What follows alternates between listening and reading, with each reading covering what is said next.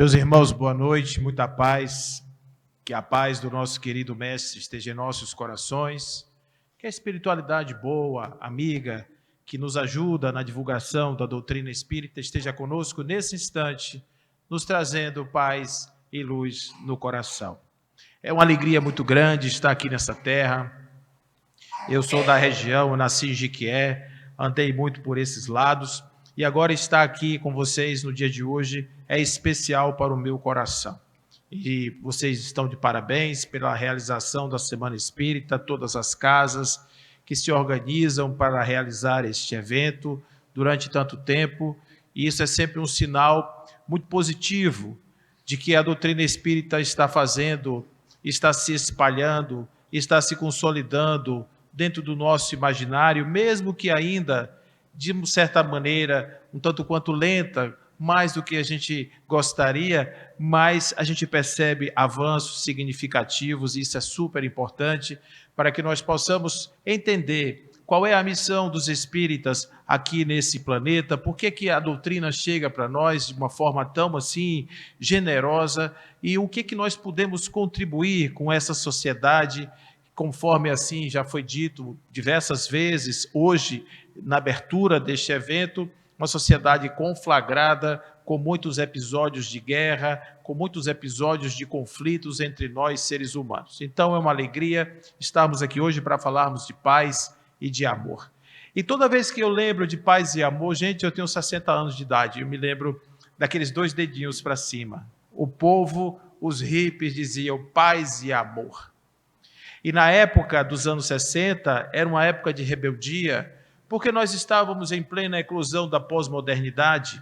A pós-modernidade chegava arrancando todas as fronteiras, abrindo todas as portas, liberando todas as pessoas. As mulheres conquistaram a minissaia, veio a pílula anticoncepcional, o mundo inteiro, faça amor, não faça guerra, é proibido proibir, era aquela juventude de 1968 gritando no mundo. Então nós vivemos um período de muita evolução e, ao mesmo tempo, estávamos em guerra.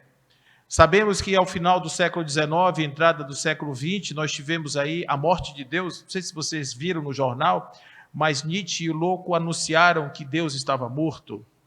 É claro que não se pode matar Deus, óbvio, mas se pode pelo menos dizer que a humanidade não precisa mais de Deus. Era essa a tônica da sociedade francesa, pelo menos assim nos é narrado pelos que viveram essa época, de que o materialismo imperava, o positivismo estava ali colocando todas as suas garras em cima das ideias religiosas e espiritualistas. Imagina a dificuldade para um professor de crianças, trazer uma doutrina tão bonita, tão cheia de espiritualidade em meio ao mar de ceticismo, uma coisa absurda que o ser humano não aceitava mais de jeito nenhum, nada que viesse dos céus. Tudo tinha que vir da terra, tudo promanava da terra, a natureza explicava a si mesma, o homem era a centralidade de tudo. E as consequências naturais de uma sociedade sem Deus foi que nós tivemos 2 guerras mundiais. Tivemos uma logo no início do século XX e 10 anos depois começa um outro conflito, e somando todas essas guerras, nós nos aniquilamos em uma quantidade industrial de muitos milhões de seres humanos, mortos da maneira mais cruel que se puder imaginar. Pessoas mortas de fome, pessoas mortas em fornos crematórios a gás, jogadas de cima de morros para economizar balas. E isso tudo aconteceu, e se vocês quiserem saber, isso tem mais ou menos aí 80 anos atrás, o que não é muito tempo em se tratando de história da humanidade. Se nós pensarmos que essa sociedade pós-moderna pediu a sua liberdade, a pergunta é: nós somos livres para quê mesmo? Porque, de certa forma, o homem, conforme vai dizer Thomas Hobbes, o homem ele tem uma ideia de que ele pode cobiçar aquilo que é do outro, por isso é preciso tomar cuidado com as ações do homem. O homem é o lobo do homem. E nós precisamos criar, então, uma sociedade de vigilância, precisamos criar uma sociedade onde nós temos a necessidade de estarmos o tempo inteiro prestando atenção no que fazem as pessoas, porque se nós deixarmos o ser humano livre, ele tem o livre-arbítrio para cometer os mais absurdos cometimentos, os mais absurdos crimes que se puder imaginar. Então, isso é algo que está em a natureza, segundo a filosofia desses pessimistas. Mas se pegarmos o pensamento de Rousseau, por exemplo, ele vai dizer que o ser humano nascia completamente perfeito, nascia absolutamente bom, nascia cheio de potencialidades, mas a sociedade, com seus costumes, corrompia esse homem. Por isso, a proposta educacional de Rousseau era que as crianças fossem privadas do convívio social com nós, adultos, corruptores.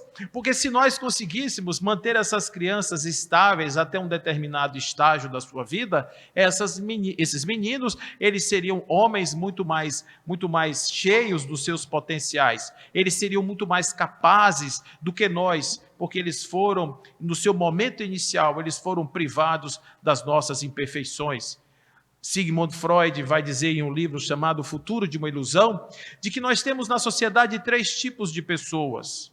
Nós temos aquelas que são os adeptos à cultura. Essas pessoas que são adesas à cultura, elas são aqueles propagandistas da cultura.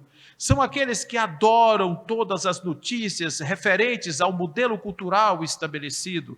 Eles fazem divulgação o tempo inteiro, eles criam peças publicitárias, criando ênfase, dando ênfase nas características culturais que estão ali agora sendo colocadas. Estes são os que estão adessos ao pensamento cultural vigente.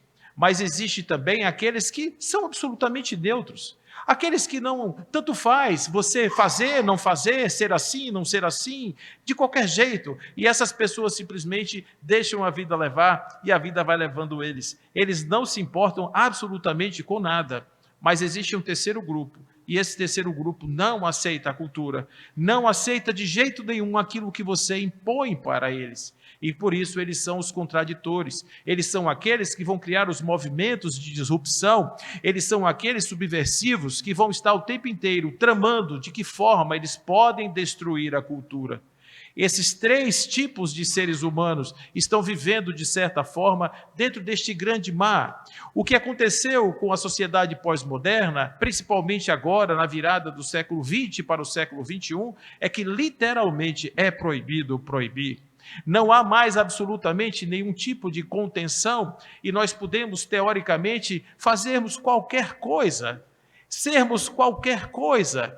E aí, quando a gente pega o existencialismo materialista, que diz que a essência, ela vem depois da existência, ou seja, a existência acontece primeiro, para depois a pessoa ser aquilo que ela quiser ser, dá origem a um movimento como, por exemplo, os transbotânicos. Os transbotânicos são pessoas que estão trabalhando muito para serem plantas, tratados como plantas. E já existe uma moça na internet que diz que é uma samambaia. Existe um movimento também lá no metrô de Londres que é chamado de Canine Beings, ou Canine Beings. A pronúncia talvez não esteja correta.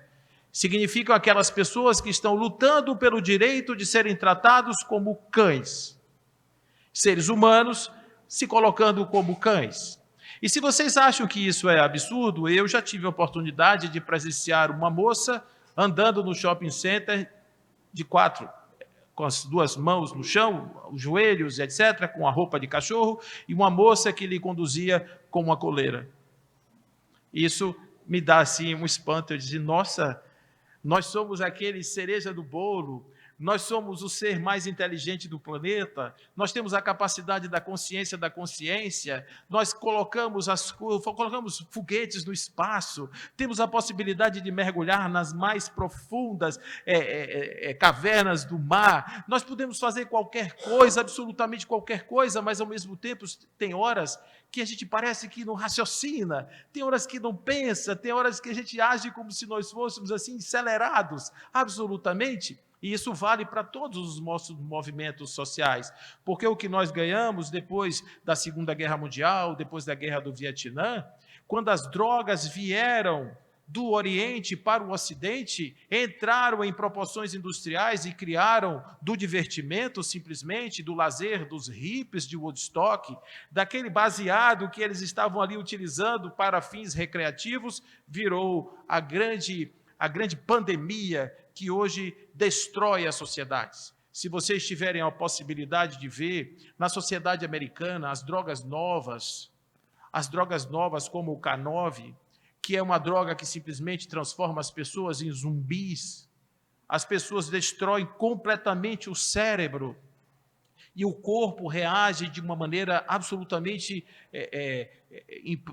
imprevista. Você não tem como imaginar como um corpo humano possa funcionar daquele jeito. Isso sem contar das drogas que todos os dias invadem as ruas, pegando esse homem vazio de si mesmo e colocando esse homem no rumo da fuga, do esquecimento, para que ele possa simplesmente esquecer que ele é um ser que pensa. E quando ele pensa, ele faz um sentimento de culpa sobre si mesmo. Será que eu estou fazendo a coisa certa? Será que eu estou seguindo o caminho certo? Será que eu estou indo pelo lado correto? E quando ele descobre que talvez ele não esteja fazendo isso, que a sua vida absolutamente não tem o menor sentido, então resta a ele simplesmente o mundo da fuga através desses entorpecentes que estão aí o tempo inteiro.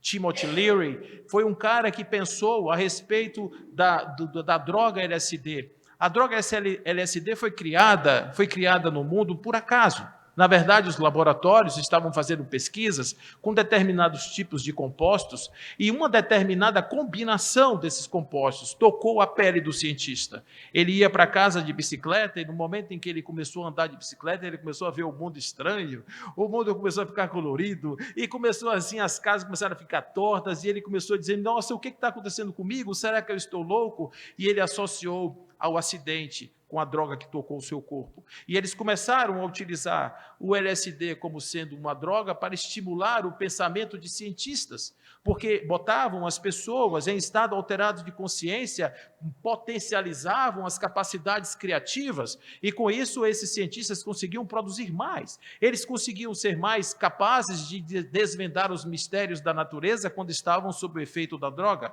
Mas Timothy Leary, ele vai fazer a tradução do livro tibetano dos mortos, dizendo que aquilo, em verdade, é uma viagem no mundo do psicodélico através do uso de drogas. E com isso ele traz, juntamente com outros cientistas, a produção desta droga no mercado americano, e o resto vocês já conhecem, porque o resto é o que nós temos hoje. A indústria do tarja preta, do famoso tarja preta, é uma das que mais crescem no mundo. A Organização Mundial de Saúde fala que a depressão, que as doenças causadas pela tristeza, pela ausência de sentido da vida, será já agora a segunda causa de morte em toda a humanidade.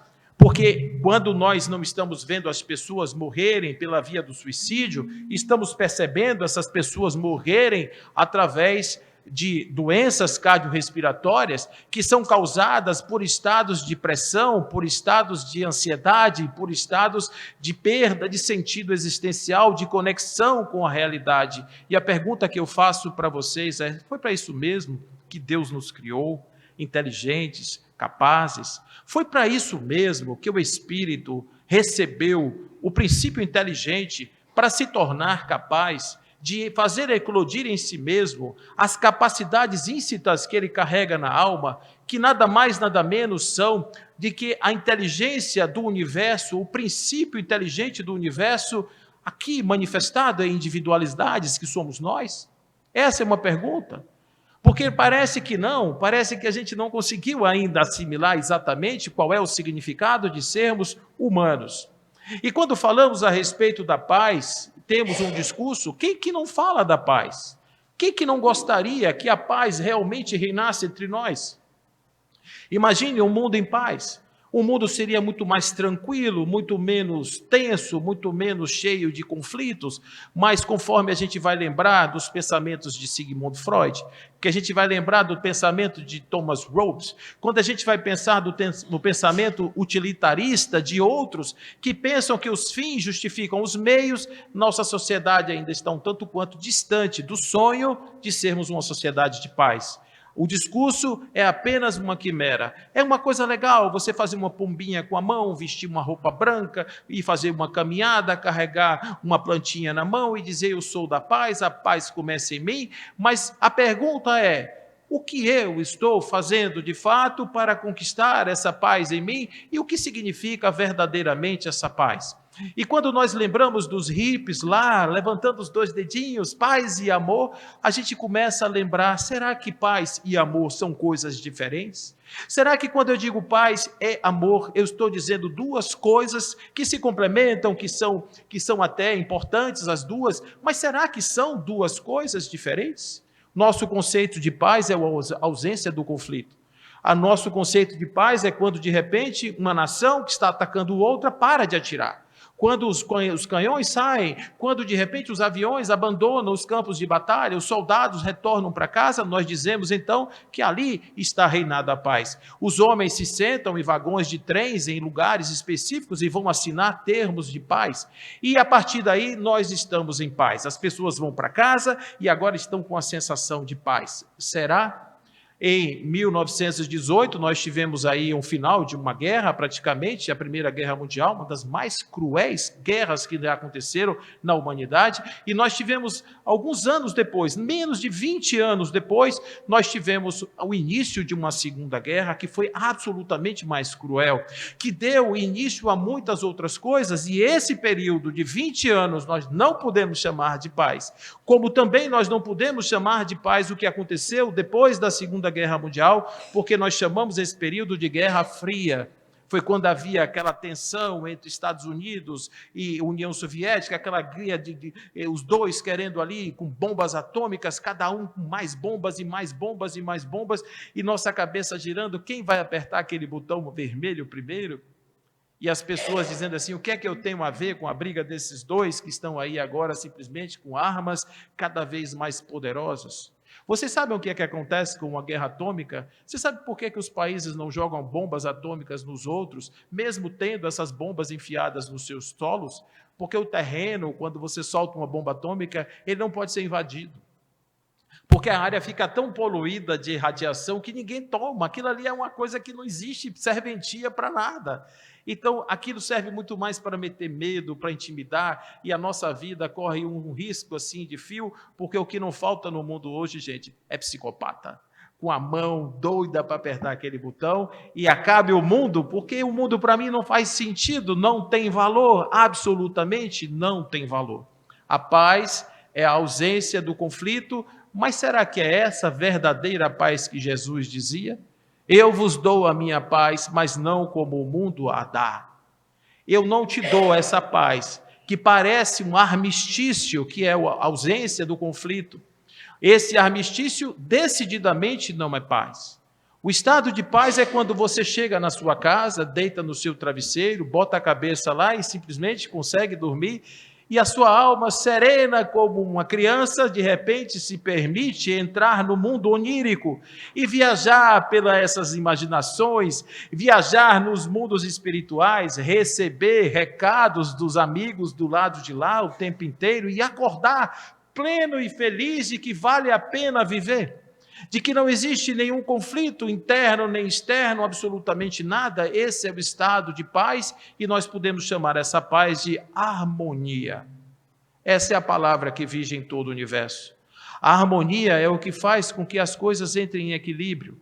A harmonia faz com que as rosas se abram a partir dos botões. A harmonia faz com que as folhas das árvores consigam se harmonizar, consigam se combinar de maneira tal que uma não sobrepõe a outra. Vocês já perceberam isso?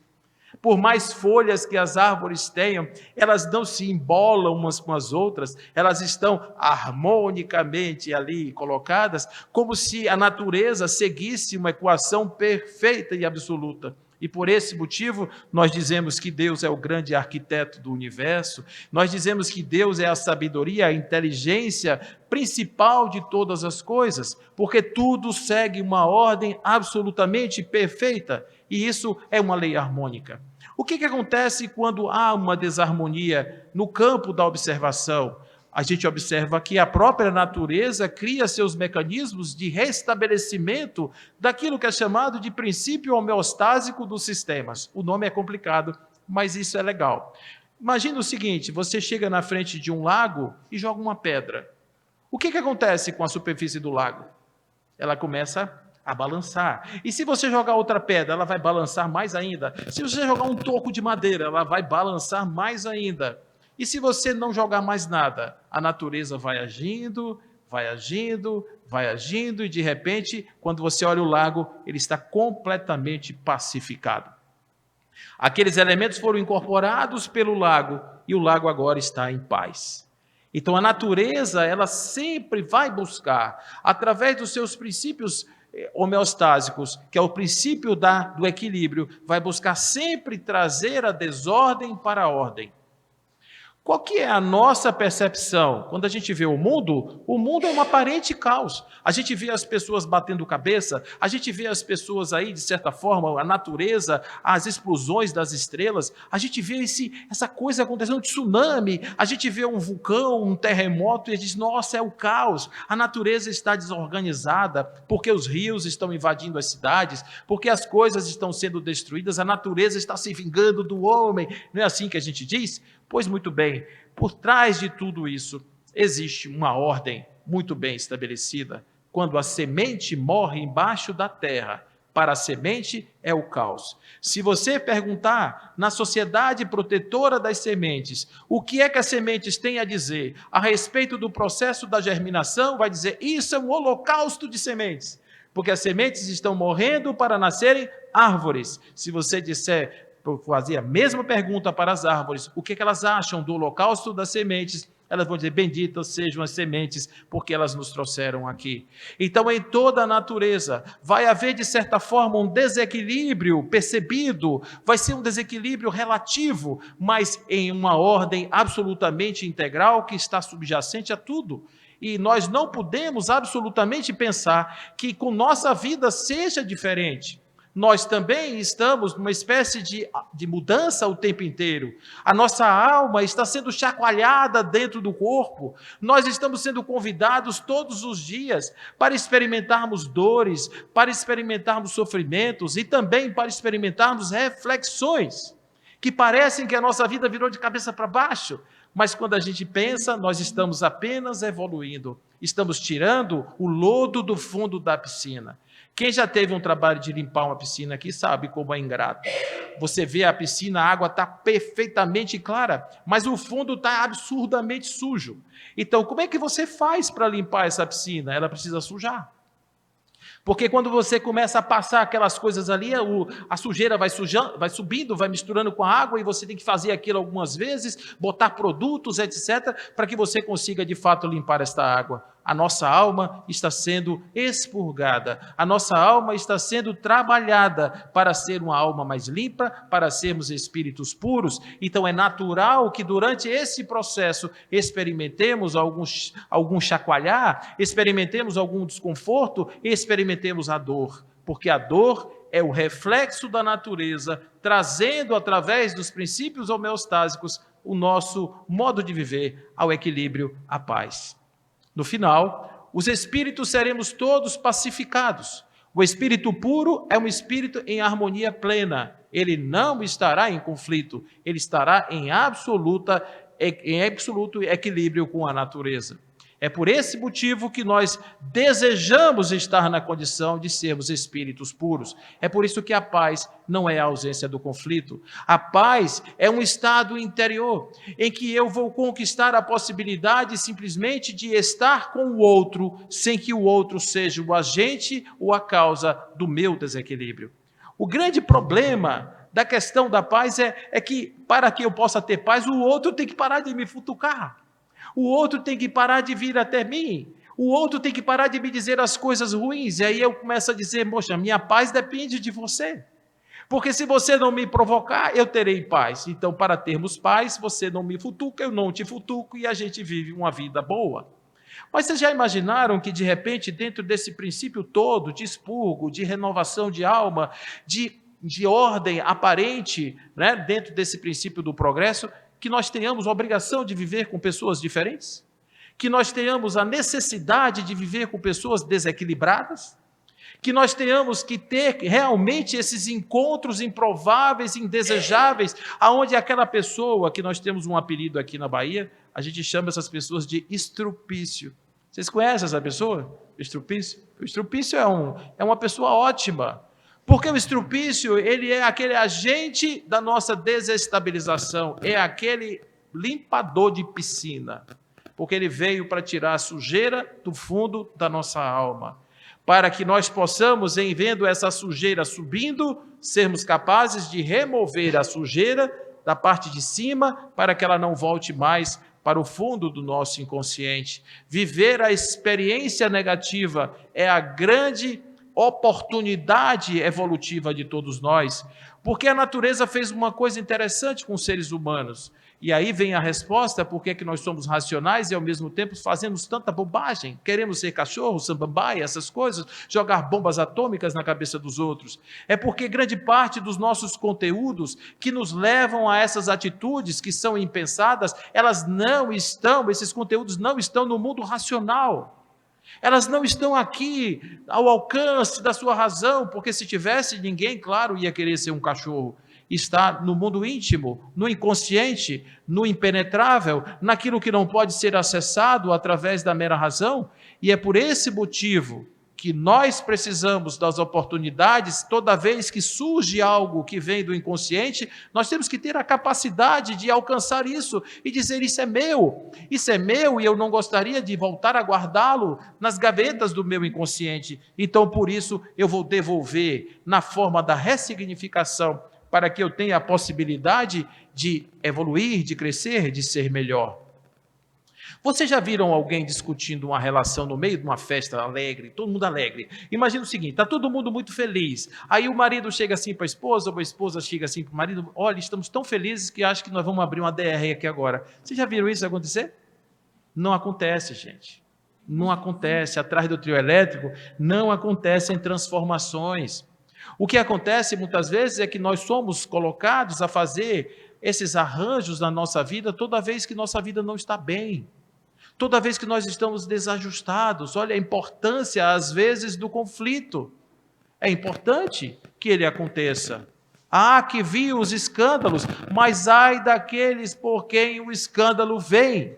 É importante, muitas vezes, que nós entendamos que há um pensamento, um desejo de construir um mundo de paz, mas nós não sabemos exatamente como conquistar o mundo íntimo do ser, que é justamente aquele que nos permite vivermos em paz.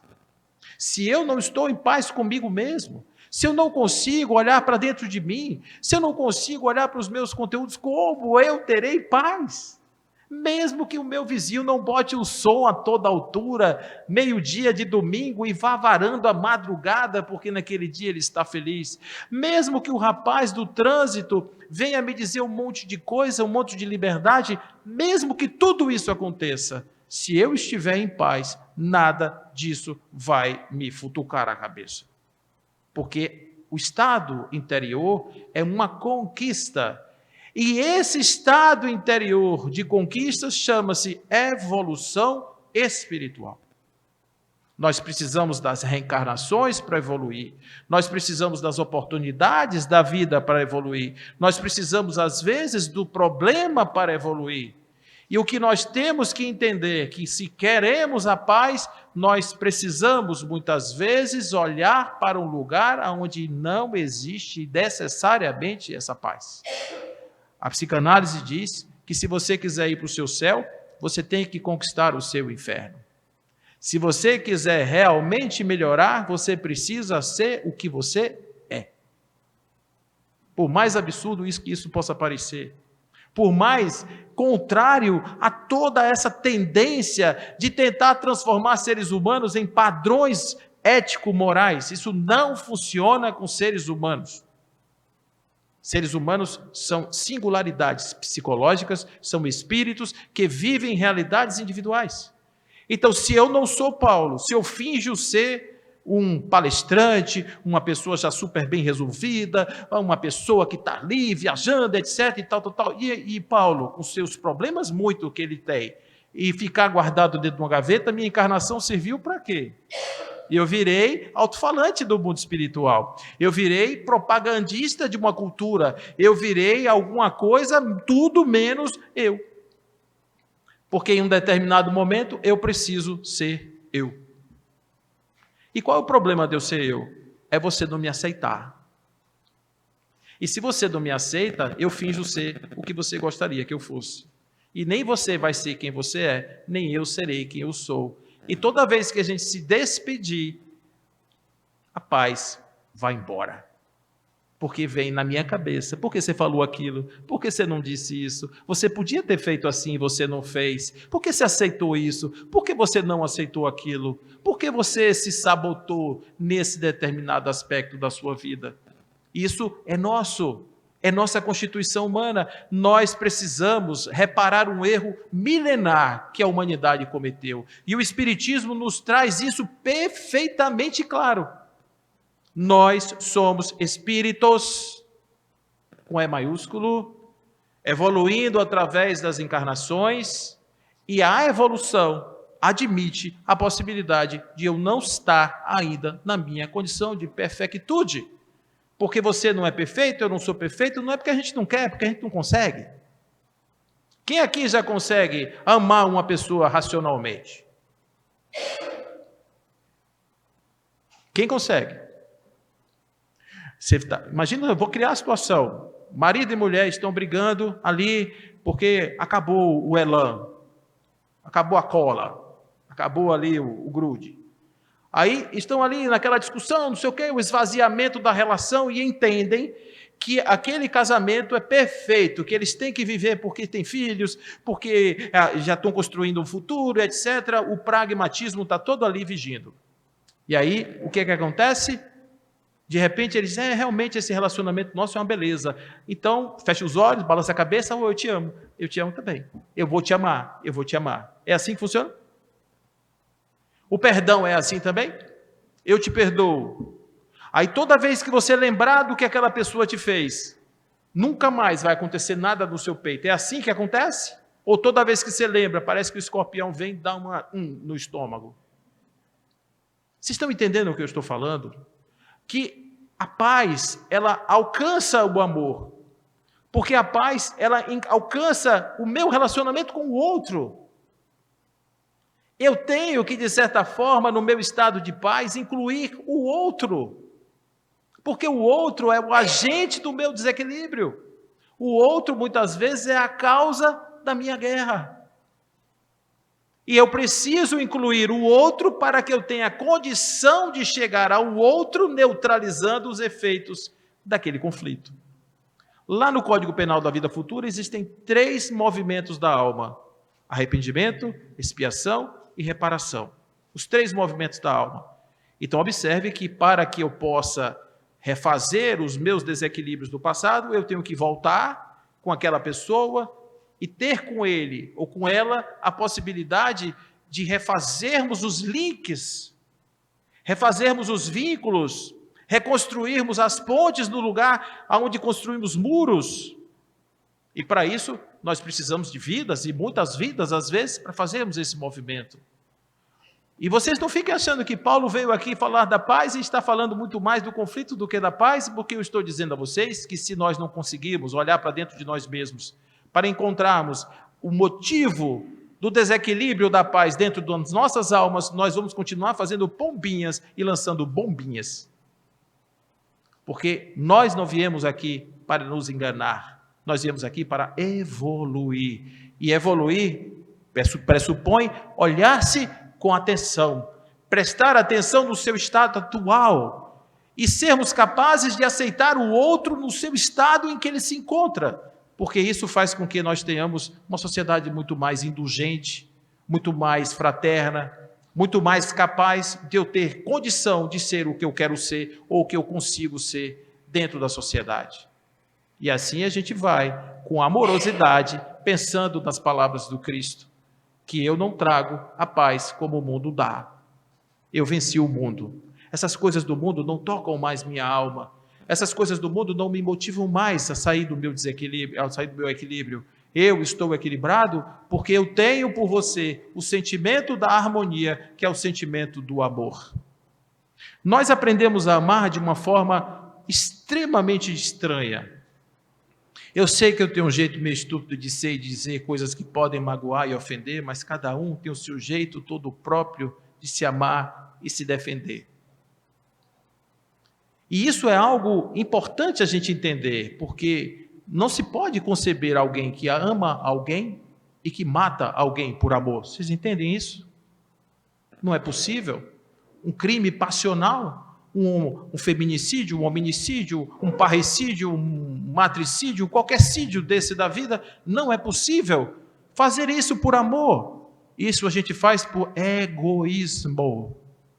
O nosso amor, no nosso nível inicial, ele é o conjunto de uma série de neuropeptídeos, de neurotransmissores, dopamina, ocitocina, serotonina, e atuando no cérebro, produzindo os efeitos que nós chamamos de paixão, e nós chamamos isso de amor. E os gregos, para não caírem nessa armadilha, definiram diversos nomes para falar de amor. Então ele chamava pragma, ele chamava ludus, ele chamava eros, filia, estorgê, ágape. Eram os amores gregos. Nós só temos uma palavra para amar. E aí eu me lembro, quando eu era jovem, tinha por volta aí dos meus 14, 15, 16 anos, eu tinha uma namorada. E eu achava que eu a amava muito, profundamente, talvez até tenha em um determinado momento conseguido fazer isso. Mas, quando a gente ia desligar o telefone, quando eu ligava para ela, ela morava no interior e a gente se falava por orelhão. Vocês sabem o que é isso, gente? Olha, orelhão. E aí eu ligava por orelhão e ela ficava esperando na praça, que romântico. E aí na hora de desligar, eu dizia, desligue. Ela dizia, desligue você. E aí, desligue você, olha que coisa linda, para não machucar. O cuidado que a gente tem com a pessoa amada. E aí eu dizia a ela, eu te amo muito, e ela dizia, eu te amo muito, muito, e eu dizia, eu te amo muito, muito, muito. E aí a gente ficava naquilo até que a ficha acabava com a nossa conversa, porque tinha 3 minutos de muito, muito amar. Então, isso é a nossa maneira ingênua de amar. Mas amar não é isso. Amar é simplesmente não receber nada e mesmo assim entregar-se totalmente. Amar é você se dar inteiramente para alguém, como diz o apóstolo João, não existe amor maior do que esse, dar a sua vida pelo seu irmão. Então, quando a gente ama de verdade, a gente aceita o irmão do jeito que ele é. Aceita o irmão no seu estado atual, aceita o irmão com suas imperfeições e é capaz de ajudá-lo a sair desse mar, desse cipoal da ignorância, porque não existem espíritos ruins, existem espíritos ignorantes. E quando a gente consegue fazer esse trabalho de estimular as pessoas a se melhorarem, a gente melhora o mundo. Porque a gente melhora a fonte da compreensão do sentido da vida. É por isso que eu digo que o espiritismo ele é diferente. Porque o espiritismo não é uma religião que você vem para o centro espírita como se você fosse para o estádio de futebol no final de semana. Você vem, torce e diz assim, we are the world, aí está aqui dentro, depois sai e vai viver a sua vida normal. Vai viver uma vida normal que não tem nada a ver com isso. Vai para lá, para os boletos, para as angústias da vida, que não tem nada a ver com isso. Não é isso que nós estamos falando. Isso a gente faz com o futebol. Você assiste a partida, no outro dia tem a resenha, e 4 dias depois, de quem mais fala da partida de futebol? Assim acontece com as nossas reflexões, nos nossos trabalhos mediúnicos. Nós simplesmente não conseguimos ainda entender que o espiritismo não é uma prática para a salvação de almas, mas é uma filosofia para a transformação de cada um de nós. Porque eu levo o espiritismo para minha casa, eu levo o espiritismo para a rua, eu levo o espiritismo para o trabalho. Então, eu vou fazer uma pergunta aqui para vocês, que eu tenho certeza que pelas carinhas de vocês já superaram esse conflito. Vocês têm milindres dentro da casa espírita? Não, né? Eu sei que não. Eu estou vendo que não. Porque isso já foi superado. E você entende que o milindre é uma coisa de um ego brigando com o outro? São duas crianças querendo se autoafirmar porque simplesmente estão se sentindo agredidas nos seus lugares de vulnerabilidade? Quando nós deveríamos, na verdade, simplesmente baixar a régua, baixar as mãos e nos abraçarmos, porque nós estamos aqui para aprender a amar. Feitos por amor, feitos para amar, tão fracos que podem ser colocados em corpos frágeis e perecíveis, e ao mesmo tempo tão grandiosos que com o pulso do pensamento podem abraçar o infinito. É assim que Leon Denis nos define como espíritos. E nós precisamos entender que essa conquista da paz é a conquista do amor. Então, em verdade, paz e amor não são duas coisas. Quando eu aprendo a amar, eu estou em paz. Quando eu aprendo a amar, eu semeio a paz. No fundo, o que nós precisamos não é de paz, é de amor. Nós precisamos amar, nós precisamos aprender a amar as pessoas como as pessoas são, amar a partir, além das capas. Olha que coisa interessante, nós hoje estamos microsegmentando a sociedade. Existe um discurso hoje que todas as virtudes, a ecologia, a natureza, os grupos, as minorias, etc., tudo isso hoje é uma coisa que parece que nunca existiu na humanidade. Então, esse discurso é maravilhoso, mas ele tem um problema. Ele está criando fronteiras e ele está criando conflitos entre os grupos que estão se defendendo.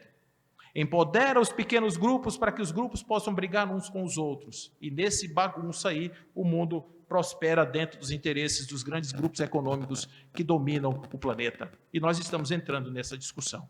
O espírita não pode embarcar nisso, porque isso não é espiritismo. Espiritismo não é racista, espiritismo não é sexista, o espiritismo não é cista nada, o espiritismo é espiritista. E espírito não tem nenhuma dessas manifestações, todas essas manifestações são da carne. E nós não aprendemos a nos respeitar porque somos espíritos, e nós não nos vemos como espíritos, estamos nos vendo como os corpos que somos, que estamos. Allan Kardec, na questão 799, ele vai dizer que o espiritismo, no futuro, vai eliminar todas as noções de crenças, de castas e de cores. Portanto, nós queremos paz, passemos a olhar o irmão como um espírito em estado de evolução. Passemos a olhar além da casca. Eu não vejo você, você não é o bandido, você não é o orgulhoso, você não é o mesquinho, você não é o isso, você não é o aquilo, você é um espírito. E nós juntos precisamos aprender o que é isso. Nós precisamos estimular os espíritos a sermos melhores, sermos pessoas mais capazes de sermos cada vez mais conscientes da nossa espiritualidade. Esse é o papel do espiritismo. É aqui que a gente vai conseguir desenvolver a amorosidade e, consequentemente, a paz que dela deriva. Nós vamos conseguir fazer com que simplesmente nós entendamos que nós não precisamos nos atacar uns aos outros. Porque no final, esses corpos aqui, eles são apenas roupas que nós estamos vestindo, não destrói o espírito. A pessoa pode chegar ali e destruir o outro, como o rapaz que assassinou um homem na frente da Universidade do Estado da Bahia, em plena luz do dia, com 50 tiros no rosto. E estamos vivendo isso. Essa sociedade pós-moderna nos trouxe a isso. Nós precisamos fazer um contraponto. A gente não pode apostar nessa ficha. Nós temos que virar a página. Está errado, gente, faliu, o sistema faliu, não dá mais para acreditar nisso.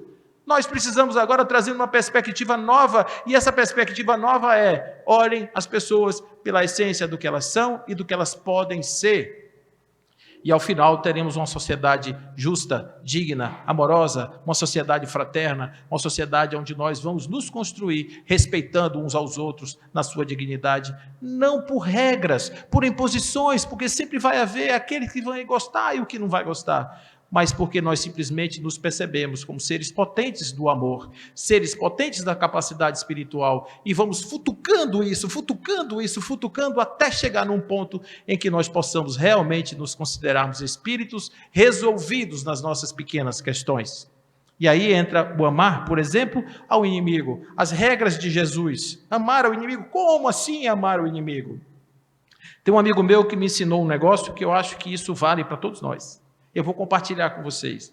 Ele diz, o nosso inimigo é o nosso melhor amigo. E eu perguntei para ele assim, como assim, cara pálida? Você está me dizendo um negócio desse? Não pode ser. Ele falou assim, nosso inimigo é nosso melhor amigo porque ele pensa na gente o tempo inteiro. E ele está o tempo inteiro, como um bom professor, nos desafiando nos nossos limites. É por isso que a gente precisa aprender a conviver com as diferenças. Porque na hora que eu compreendo isso, aquilo me fere, aquilo me ofende, aquilo me agride, eu olho para dentro de mim, não olho para o outro, eu olho para dentro de mim. Por que você está me agredindo? Por que você está me ferindo? Por que eu estou magoado com isso? E aí você começa então a se conhecer um pouco mais, conhecer suas feridas e vai dando uma revisitada nesse lugar e de repente quando você pensar que não, a pessoa pode se estribuchar ali na frente, fazendo as mesmas pantomimas e você não sai do lugar. Você continua sendo a mesma pessoa impassível ali em paz. Esse lugar, gente, que eu acho que nós precisamos aprender a conquistar. Queremos fazer um movimento em prol da paz? Vamos fazer um movimento em prol do despertar do Espírito. Um movimento em prol da amorosidade do Espírito. Fazer estimular nas nossas almas e saber o quanto é bom amar. O quanto é bom estarmos vivendo no mundo, e eu fico imaginando como seria lindo se nós vivêssemos aqui num estado de paz e plenitude, todos nós vivendo uns aos outros, aqui nos olhando. Imagina só que seria lindo você sair na rua e encontrar uma pessoa que você não conhece, mas de repente essa pessoa vem te dar um sorriso, diz boa noite, bom dia, boa tarde, te abraça, e você sente aquela energia te tocando de uma forma tal que você simplesmente muda tudo. Porque você continua sabendo que vale a pena encontrar, e na próxima vez que você encontrar alguém, será você quem vai partir para o abraço. Porque nós somos assim, repetimos as boas experiências. Eu vou contar para vocês uma história que aconteceu comigo recentemente. Teve um dia que eu estava muito mal, gente, mal demais. Eu estava me sentindo assim, a pior das criaturas humanas. Fraco, mas muito fraco. Aí minha esposa falou assim, vamos na mansão hoje, na mansão do caminho? Eu falei, não vou não, hoje eu estou muito cansado, eu estou exausto, eu não vou de jeito nenhum. Aí ela chegou e falou assim, vamos, hoje vai ser Edivaldo, você gosta lá das palavras dele, vamos lá e tal. Eu falei assim, tá, eu vou. Mas fui assim, sabe gente, arrastado, eu fui arrastado. Aí eu cheguei lá, estou sentado ali naquela cadeirinha, esperando a hora lá da palestra do Edivaldo e tal, sentado. E aí veio uma pessoa que eu não conhecia, não sei quem é. Ele me conhece. Aí ele chegou na minha frente e falou assim, Paulo, que bom te encontrar. Doido eu estava para lhe dar um abraço. E aí, olha o dilema. Eu quase não levanto, sabe por quê? Porque eu fiquei com medo de matar o rapaz. Eu fiquei com medo de dar um abraço nele e o pobre coitado cair duro do outro lado, tanto ruim que eu estava. Só que ele veio e me deu um abraço tão amoroso, que quando ele me largou, eu era outra pessoa. Isso é a força do Espírito. E a gente não pode jogar isso na lata do lixo, gente. A gente tem que saber usar isso. Esse é o nosso recurso. O recurso do evangélico é a Bíblia, é a fé, é o louvor. O nosso é o Espírito. É a força do Espírito, que é capaz de curar, que é capaz de soerguer, que é capaz de levantar, que é capaz de mudar o sentido das coisas, que é capaz de mudar toda a simbologia da vida, as representações simbólicas da vida, elas podem ser mudadas porque o Espírito é dono do seu destino. Quem foi que disse que quando olhar uma flor, eu tenho que olhar os seus espinhos e dizer assim, poxa Deus, como é que você faz um negócio desse no jardim? Enche de espinho e a moça vai cuidar do jardim, sai toda lapiada, ferida. Quando vai tirar o pó do limão, ali aqueles espinhos enormes, parecendo espadas de samurai, que coisa horrorosa. E a gente esquece de olhar para cima da flor e ver a beleza, o perfume, ver as pétalas da rosa e agradecer a Deus pela harmonia, pelo presente que Ele nos dá na multiplicidade das cores. A gente pode olhar para os espinhos, mas pode olhar para as rosas. A gente pode olhar para o lado negativo das coisas, mas pode buscar naquilo que parece ser negativo um sentido. E qual é o motivo de eu fazer isso? Os Espíritos nos dizem, em um capítulo lá no Evangelho segundo o Espiritismo, chamado Mal e o Remédio, que existe uma forma de fazer isso, é a fé.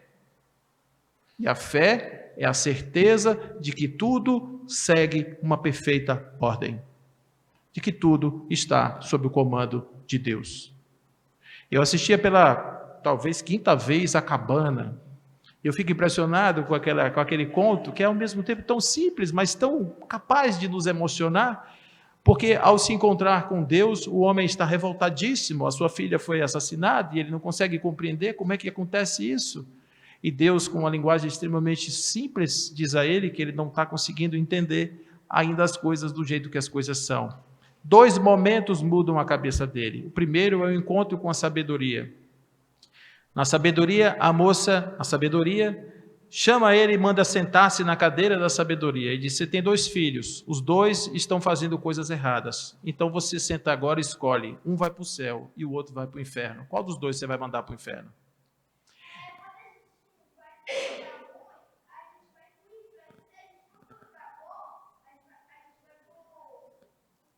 Para o céu. Isso mesmo.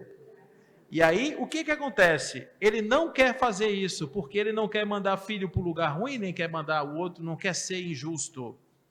E ele, no fim, compreende que é exatamente esse o posicionamento de Deus.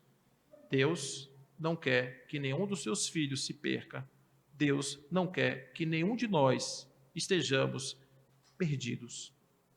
E quando a gente acredita nisso, tudo o que nos acontece é pela bondade infinita de Deus, porque Ele quer nos conduzir para a perfeição. Ele quer nos tirar da ignorância. E para, às vezes, nos tirar da ignorância, nós precisamos ser chacoalhados. Quem aqui já tomou Bezetacil de 1.200.000? Dói, gente. Dói, né? Um pouquinho, né? Você conhecia as pessoas que tomavam Bezetacil no outro dia na escola, que eles entravam marchando assim, né? Com a perna dura, não mexia nem o perispírito. Quem levava para tomar Bezetacil de 1.200.000 era quem? A maninha que nos ama. Por que ela fazia isso? Porque ela queria que a gente ficasse bom.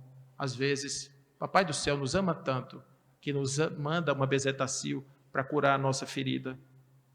E a gente precisa agradecer a Deus por tudo que nos acontece. Todas as situações nós temos que agradecer a Deus. Temos que agradecer a Deus por este mundo. O mundo está bagunçado, não é porque ele é bagunçado, é porque nós ainda não entendemos o sentido do mundo. E por que ele está bagunçado hoje? Para que nós fiquemos incomodados, como estamos agora, e saiamos para mudar o mundo. A proposta é: vamos mudar o mundo. Vamos mudar o mundo a partir de nós mesmos. Quando você se conquista, você é capaz de amar, você ama e inclui. E o ser amado, se sentindo amado, começa a incluir e vai formando uma grande egrégora amorosa, e quando a gente menos pensar, o mundo estará transformado. Nós não vamos sair do mundo pela força das balas, nós não vamos sair desse lugar pela razão, nós não vamos sair pelas explicações filosóficas, nós não vamos sair aqui porque entendemos todas as questões do Livro dos Espíritos, nós só vamos sair aqui quando transformarmos as cartas vivas de Paulo em nosso coração, quando transformarmos todos os ensinamentos de Jesus naquelas máximas que guiam as nossas vidas, quando nós conseguirmos fazer do nosso dia a dia o verdadeiro labor do Espírito para se transformar cada vez mais e melhor. Eu me lembro dessa história toda do apóstolo Paulo, que quando ele estava diante do algoz que ia arrancar sua cabeça, e esse era um momento extremamente complicado na vida de Paulo, o algoz olhava para Paulo e via assim aquele homem franzino, o rosto todo carcomido. Paulo foi mordido de cobra, Paulo naufragou, ele apanhou tanto em Listra que ele foi jogado no monturo como lixo, como coisa descartável, defunto mesmo. E no outro dia ele estava na rua pregando do mesmo jeito, porque ele era o vaso escolhido. Paulo não desistia da sua missão. E o que acontecia é que o homem olhava aquele homem ao quebrado, magrelo, e dizia assim: como é que esse homem pode causar qualquer mal à sociedade? Eu vi outro dia ele arregimentando os pobres, eu vi ele falando, e ele falava de paz, ele falava de amor, ele falava de um carpinteiro que queria mudar o universo, queria trazer um reino de paz para a terra, e agora eu estou aqui para arrancar sua cabeça. O que eu vou dizer para os meus filhos? O que eu vou dizer para os meus filhos? Papai, o que você fez hoje? Hoje eu matei um inocente. Hoje eu arranquei a cabeça de um homem que não tinha nenhum crime. E o carrasco vacilava com aquela espada, e Paulo sorria, e compreendendo o estado do carrasco, dizia assim: soldado, cumpra seu trabalho, porque o meu aqui eu já terminei. Eu já acabei o que eu tinha que fazer aqui. Todo espírito, quando chega no momento da morte, ele precisa de alguma forma ter essa certeza de que ele fez o que ele podia fazer de melhor por si mesmo. O espírito Joana de Ângeles diz: essa é a maior demonstração de amor que uma pessoa pode dar por si mesma. Aproveitar a encarnação para estarmos aqui melhorando, sairmos daqui melhores do que chegamos. Vou dizer uma coisa para vocês, gente, que talvez vocês não tenham ainda se tocado.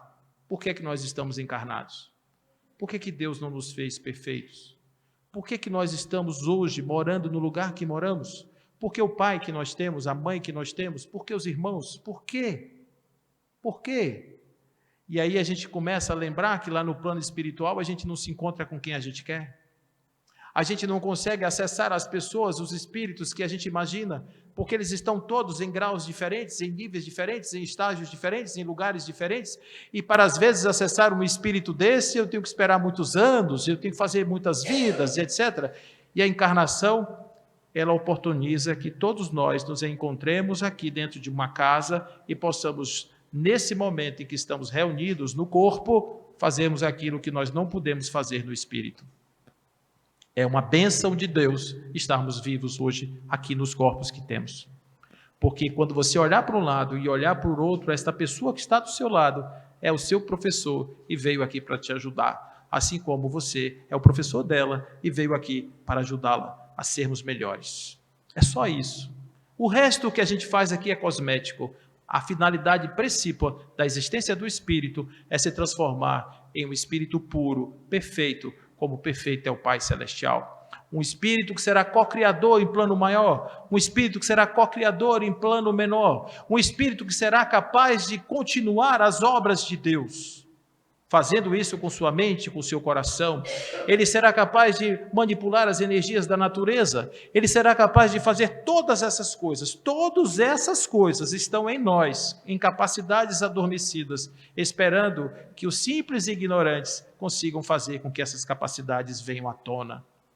As casas espíritas são laboratórios para o despertamento de almas.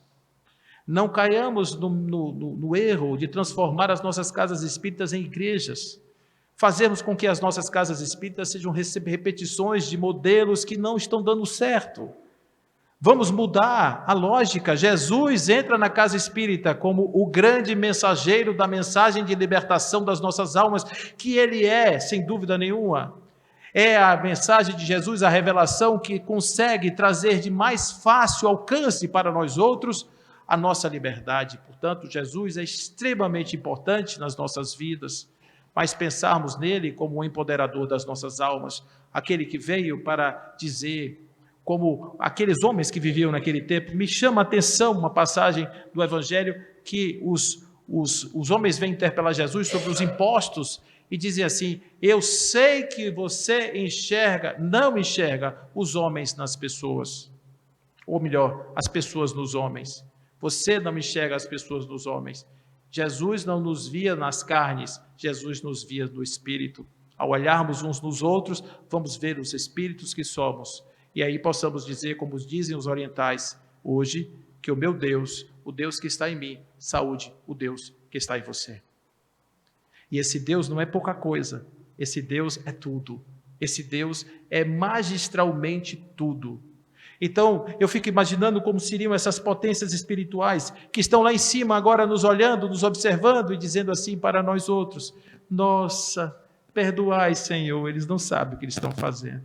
São crianças brincando ali embaixo, brincando de massia, de modelar, quando já poderiam estar com sua mente controlando e ajudando a melhorarmos as condições do universo. Quando fez 50 anos que Bezerra de Menezes desencarnou, há um relato espiritual de que ele chega numa determinada reunião, em homenagem a ele, e Celina, mensageira de Jesus, se apresenta e diz assim para Bezerra: Bezerra, você pode agora reencarnar em qualquer planeta que você quiser, qualquer lugar. E aí ele diz assim: não, enquanto houver almas no estado que se encontram na terra, o meu lugar é junto dos meus irmãos. Imagine-se nesse lugar de Bezerra, pois é exatamente aí que vocês estarão, quando vocês conseguirem chegar a conquistar o amor que Bezerra passou a sentir pelas pessoas. É isso que nós todos vamos conseguir, quando vencermos os trapos da nossa ignorância e superarmos a pequenez, nosso caráter diminuto de percepção da nossa alma. Aumentarmos a nossa compreensão do ser espiritual. E eu me lembro de uma certa feita que eu estava em casa, eu moro numa casa, um apartamento que fica por uma rua, e essa rua tem carros, e os carros passam e buzinam, e é uma confusão, e toda vez eu chego na janela e vejo o sol está lindo, o céu é azul, ele é de um dourado, uma coisa assim impressionante, os passarinhos estão voando e lá embaixo uma confusão, os homens não se olham, os carros buzinam, na esquina tem um homem, ele tem uma barba desgrenhada e suja, e ali do outro lado o cabelo dele também, uma roupa, ele vê um jornal antiquíssimo, ao contrário, porque ele não sabe ler. Essa é a realidade do meu dia, eu acordo assim todos os dias. Mas teve um dia que eu acordei e estava um silêncio. Eu achei estranho aquilo, eu falei, nossa, que silêncio é esse? Aí eu cheguei na janela, o céu estava lindo, o sol maravilhoso, os passarinhos voando e cantando como sempre. Quando eu olhei para baixo, as pessoas estavam se abraçando. As pessoas estavam se olhando nos olhos, dizendo palavras doces uns para os outros. Eu sei porque quando eles se encontravam e se afastavam, eles saíam sorrindo. Não aquele sorriso da alegria vazia, mas aquele sorriso da contemplação de uma alma que sai cheia de si mesma. E eu fiquei achando tudo aquilo tão estranho, não tinha mais nenhum carro na rua, todo mundo andando. Eu disse, o que foi que aconteceu? Será que aconteceu algum problema comigo? Eu devo estar passando por alguma crise, cansaço, né? Viajando muito e tal, então eu devo estar com algum problema. Eu desci as escadas, fui para um hospital. Quando eu cheguei no hospital, estavam as ambulâncias, as portas abertas, o gerador ainda rodando, e eu entrei procurando alguém, e aí cheguei na recepção, não tinha ninguém. Procurei um médico, não tem. Um paciente, não tem. As macas abandonadas, o hospital vazio. Eu disse, foi pior do que eu imaginei. Eu acho que nós fomos abduzidos. Os ETs chegaram aqui, jogaram um raio em cima das pessoas, as pessoas estão meio loucas. E aí eu fui procurar o delegado. E cheguei lá na delegacia, a delegacia toda vazia, as celas abertas, não tinha delegado, não tinha ninguém, absolutamente nenhum policial. Parecia o estado da Bahia. Uma coisa assim incrível. Aí eu cheguei e disse, eu estou ficando louco. E eu vou procurar o hospício. Aí eu saí, cheguei ali embaixo, entrei, fui para o Juliano Moreira, e aí quando eu cheguei lá, as celas, tudo, as salas, tudo vazio. Não tinha ninguém, paciente, médico, nada, absolutamente nada. E eu fiquei meio perdido, eu disse, quem está com problema sou eu. Eu realmente estou com problema. Eu devo ter batido a cabeça quando acordei, eu devo estar com algum surto. E aí eu fui andando, peguei ali, fui andando, quando eu me dei por mim, eu estava ali no Campo da Pólvora, no Fórum Rui Barbosa. Eu me lembro que eu subi as escadas e entrei naquele corredor e tinha umas crianças, a professora puxava as crianças pelas mãos e mostrava uns quadros assim na parede, e na parede tinha assim, pessoas acorrentadas, pessoas no tronco recebendo chicotadas, e a professora dizia, era assim que nós tratávamos os nossos irmãos. Outra cena, guerras, pessoas jogando bombas e etc. E outro professor dizia, era assim que nós resolvíamos os nossos conflitos. E do outro lado tinham pessoas ali caídas, drogadas e tal, e a professora dizia assim, era assim que a gente resolvia as nossas questões internas. E os alunos estavam assim tão assustados como eu, e eu fui saindo e tropecei num homem. Que ele parece que vivia ali na porta, mas ele estava todo bem apresentado e tal, e eu caí para lá e ele falou, o senhor está bem? Eu fiz, não. Contei para ele o que aconteceu, e ele falou para mim, o senhor não sabe? Eu disse, não, se a terra regenerou, o mundo regenerou. Eu disse, e sim, mas o que aconteceu? Eu fui no hospital, não tinha doente. O senhor já acha que no mundo regenerado tem hospital? Porque eles descobriram que a doença é causada pela mente enferma. E como as mentes não estão mais procurando tomar as drogas do ódio, do ressentimento, da inveja, da angústia, eles não adoecem mais, não precisa de hospital. Eu disse, e a delegacia?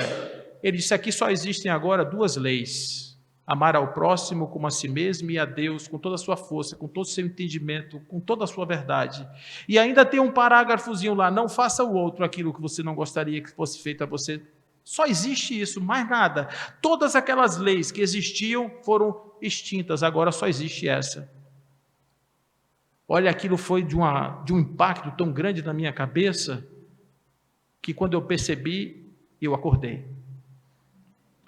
Aí eu me levantei da cama, cheguei na janela, olhei o sol lindo, o céu maravilhoso, os passarinhos voavam, e quando eu olhei para baixo, os carros buzinando, as pessoas não se olhavam, e o homem sentado na calçada, lendo o jornal de cabeça para baixo. Aquilo me deu uma dor no peito, e uma vontade de voltar para o meu sonho, e um desejo de viver no mundo transformado pela paz e pelo amor. E hoje eu estou aqui pedindo a vocês para que nós possamos juntos fazer esse esforço, para que não seja mais um sonho, para que seja o nosso mundo, o mundo que nós vamos viver quando construirmos verdadeiramente uma sociedade de amor e de paz. Paz com amor para todos. Fiquem em paz, em nome de Deus, que assim seja.